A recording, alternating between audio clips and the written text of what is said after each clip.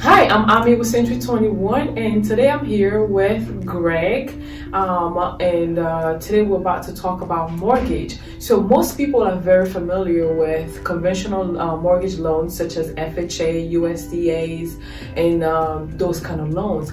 But when you think about mortgage, it's really an array of different type of products, and some of them fit very specific or particular situations that most people might not come across.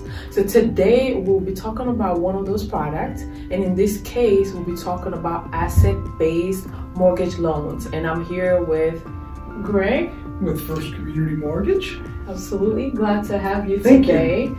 And I wanted to start this series to break off from the regular loans and talk about more to educate the consumer out there, to let them know there are so many mortgage products that they can take advantage of.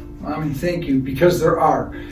This particular product, asset-based, this happens to be for people who have a lot of liquid assets. They have money in investments, they have money in checking and savings, but they don't have a lot of income because really they may have sold a business some years ago, or they may have inherited money, whatever it happens to be. But there are people who've got a lot of resources, a lot of cash on hand, again, through investments, savings and checking, but they can't show a lot of income. So in cases like that, the lending industry is saying, hey, wait a minute, we're willing to give you a loan. As long as credit scores are sufficient, you're going to have to put some money down.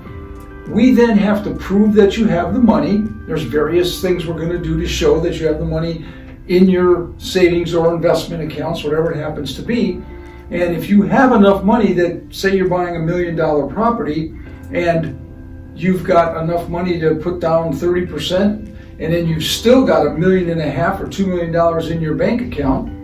I wish all of us had that. Right, that's a problem. But nonetheless, if they have that, then we can give them a loan because they've got enough assets to pay off the loan. They've got enough money for reserve income if they should need it. So it's a means by which people who have a lot of money, decent credit, but cannot show their income right now, that they can go ahead and buy a home. Got it. So what are some of the differences of a product like that as opposed to the conventional? What kind of property can you buy? Do you have a certain limits or limitations? There are some limitations. It must be your primary residence. Okay. Cannot be second home and cannot be investment property. It has to be primary residence. Do you have to be a first-time home buyer? No, it doesn't matter. Anybody. Okay. Anybody. Okay. Is there a particular type of property or locations that you have to be looking at? Not necessarily. You can get non-warrantable condominiums with this, meaning you can't get the condo through traditional lending terms, so you can use this type of a loan to get it, which is very popular in a lot of college towns. Parents want to get homes for their kids, and so this is a means by which they could potentially do that. People that they might have a nice home now and they plan on selling it and they want to have something much bigger, that could be a tool.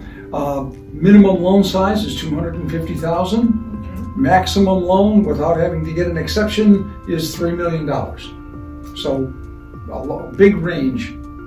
Okay, got it. So it's nice that you can have as low as $250. Mm-hmm. This sounds like a fantastic product. So outside of maybe having a lot of cash laying around, what are some of the requirements for product like this?